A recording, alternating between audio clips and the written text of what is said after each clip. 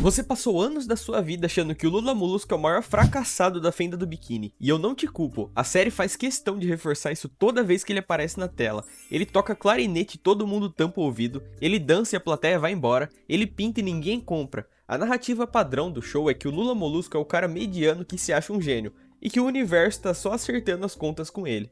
Mas quanto mais você assiste, mais você começa a perceber que essa narrativa não fecha. Tem episódio demais que contradiz isso. Tem momento demais em que o Lula Molusco entrega algo genuinamente bom e não recebe reconhecimento nenhum. E quando você para juntar tudo, aparece um padrão que o show nunca verbaliza diretamente, mas que tá lá o tempo todo.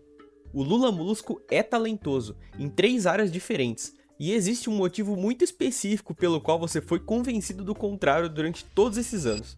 A primeira área é a dança, e eu quero que você preste atenção nos detalhes aqui porque eles importam mais do que parecem. Nesse episódio, o Lula Molusco menciona de passagem que ficou em 3º lugar num campeonato de sapateado.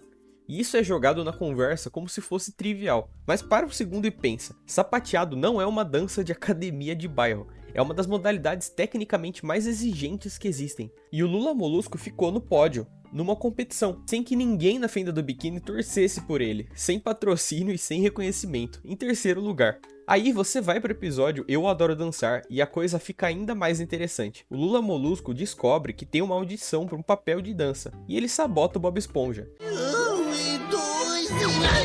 Ah, qual é? Depois de tudo que eu fiz por você, temos só um dia! Sim, de uma forma completamente torta, tudo bem.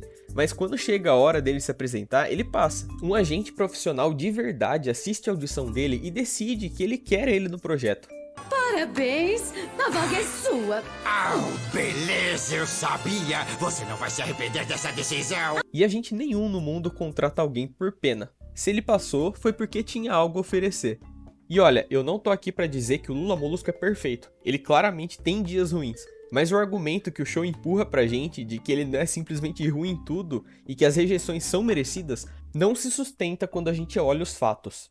Porque aí você chega nos episódios que realmente mostram um problema e o problema não é o talento dele. Nesse episódio, o Lula Molusco apresenta um número de dança e a plateia detesta. Mas presta atenção no contexto. Todo mundo estava esperando o Bob Esponja. A rejeição não foi uma avaliação técnica da dança do Lula Molusco. Foi uma torcida que queria ver outra pessoa e ficou frustrada. E isso não diz nada sobre ele.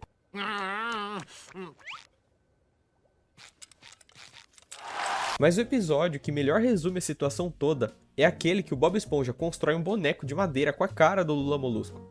O boneco dança, o boneco toca clarinete e faz exatamente tudo o que o Lula Molusco faz. E a plateia enlouquece, aplaude e fica todo mundo adorando. E aí o Lula Molusco real sobe no palco e faz as mesmas coisas, só que ele é vaiado e tem um silêncio constrangedor. No final do episódio, um agente aparece e contrata o boneco como novo cliente. E o boneco de madeira conseguiu o que o Lula Molusco nunca conseguiu. Mas esse carinha aqui é um bom! Vamos oferecer um contrato de $1 milhão pra ele e uma suíte de luxo. E a única diferença entre os dois é que um é o Lula Molusco de verdade e o outro não. E tem mais episódios que esse padrão se repete, como esse aqui. Todo mundo odeia quando é o Lula Molusco dançando, independente de como ele tá dançando. E nesse episódio específico é provavelmente o exemplo mais absurdo de todos. Ele não é selecionado para o torneio de dança, ok. O sketch dele estava questionável. Mas e os caras que passaram? Eles também não fizeram muito.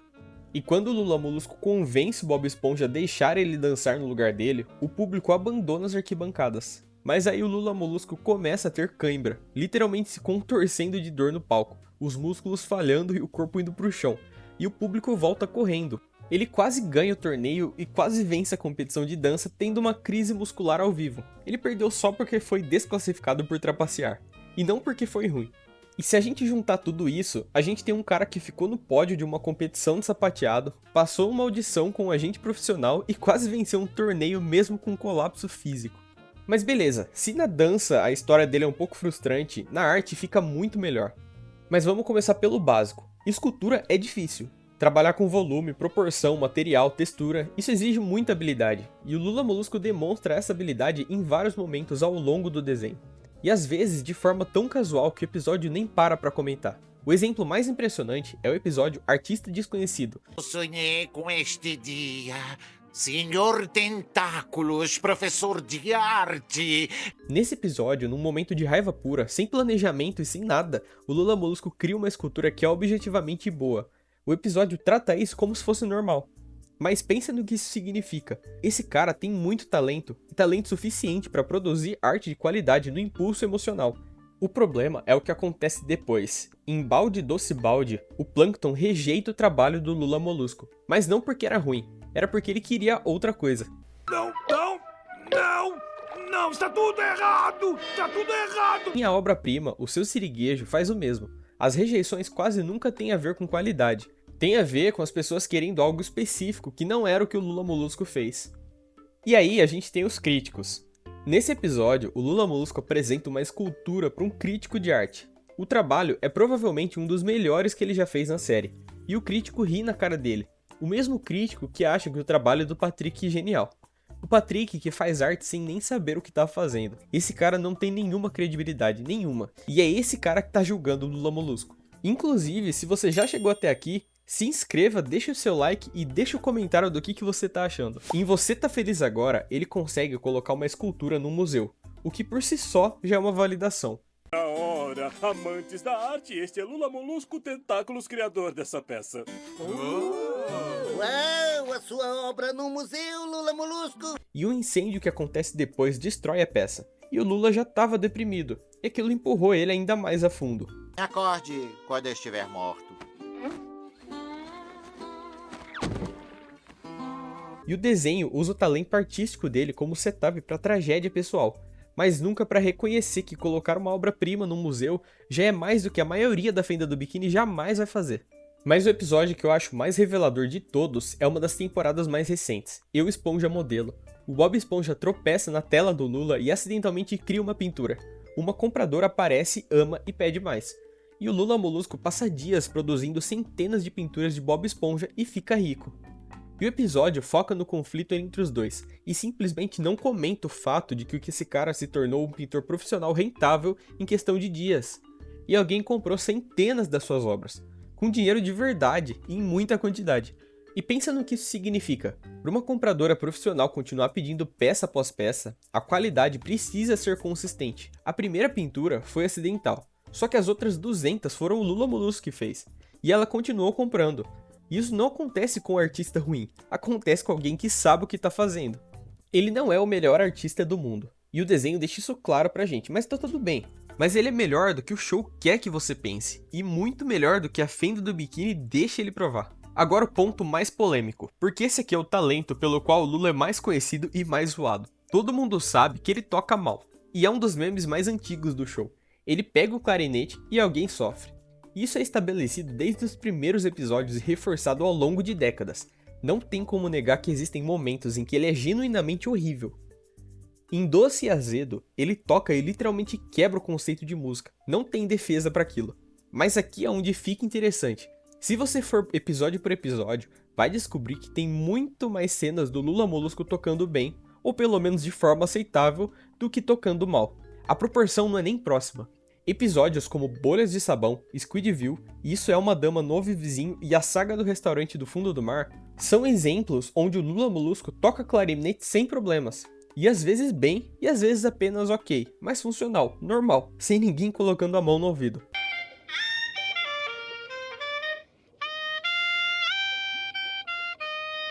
Lula Molusco! Lula Molusco! Em Restaurantes do Fundo do Mar, tem uma cena específica que resume tudo.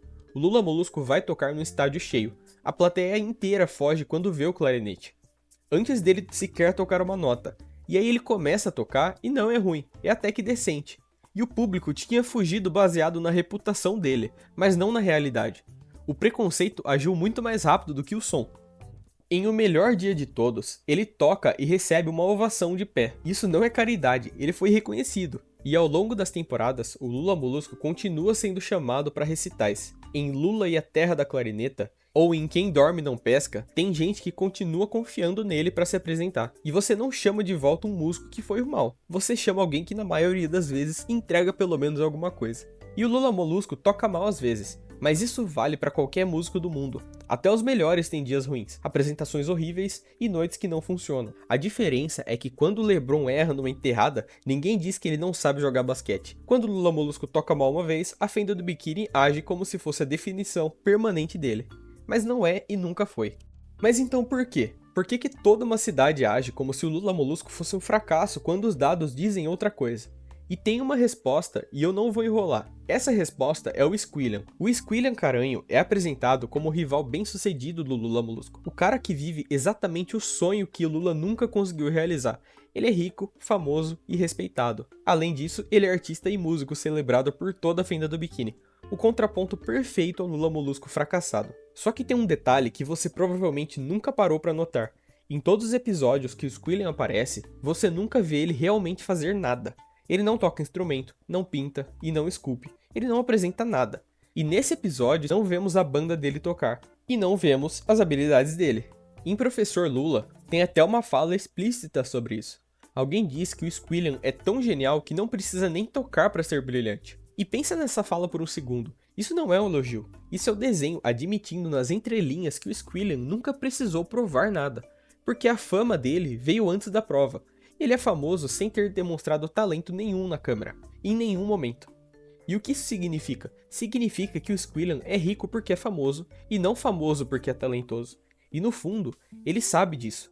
E é por isso que ele persegue o Lula Molusco com tanto afinco. Não é rivalidade saudável, é uma insegurança. E o Squilliam tem tudo que o Lula Molusco quer, exceto uma coisa, que é o talento real. E essa é a única coisa que o dinheiro não compra. E então o que ele faz? Ele usa o que tem. Conexões, influência, reputação. Ele sabe que o Lula Molusco não tem banda, e mesmo assim o desafia, armando o cenário para humilhação pública. Eu adoro dançar e Professor Lula, o padrão se repete. O Squilliam não precisa ser melhor que o Lula Molusco, ele só precisa garantir que o Lula Molusco nunca chegue longe o suficiente para provar que é melhor. E isso explica o padrão todo. Porque os agentes somem, porque a oportunidade não se concretiza e porque a reputação do Lula Molusco na fenda do biquíni é tão negativa apesar de tanta evidência contrária. Quando você tem alguém com esse nível de influência ativamente sabotando sua carreira, não importa o quanto você seja bom. E a prova mais clara disso aparece em 2 episódios. Nesse episódio, uma mulher extremamente rica, mais influente que o Squilliam, decide que gosta da música do Lula Molusco e resolve patrocinar ele. Em questão de tempo, Lula Molusco vira o artista mais famoso da cidade, supera o Squilliam nas paradas, aparece na capa de revista no lugar dele e o Lula Molusco não ficou mais talentoso de um dia pro outro. O que mudou foi que alguém com poder suficiente tirou o Squilliam do caminho, então sem o bloqueio, o talento chegou onde deveria ter chegado há muito tempo. O segundo é o PL 1413. O Plankton viaja 2000 anos para o futuro e encontra multidões em volta da casa do Lula Molusco como se fosse um santuário histórico. A música dele sendo celebrada, o legado sendo preservado, e você poderia argumentar que isso é só um efeito do tempo. A arte ganha valor depois que o artista morre. E a gente viu isso em Fora do Quadro também. Mas música não funciona assim. A gente não ouve Beethoven porque ele morreu. A gente ouve porque a música é boa. Então, muito provavelmente, o Lula Molusco ficou famoso no futuro porque o Squilliam não estava mais lá para bloquear ele. Então, sem a sabotagem e sem a manipulação de reputação, ele deu certo. O talento fez o que sempre deveria ter feito. Chegou nas pessoas certas e ficou. E o que você acha dessa teoria? Deixa aí nos comentários e se inscreva para não perder o próximo vídeo.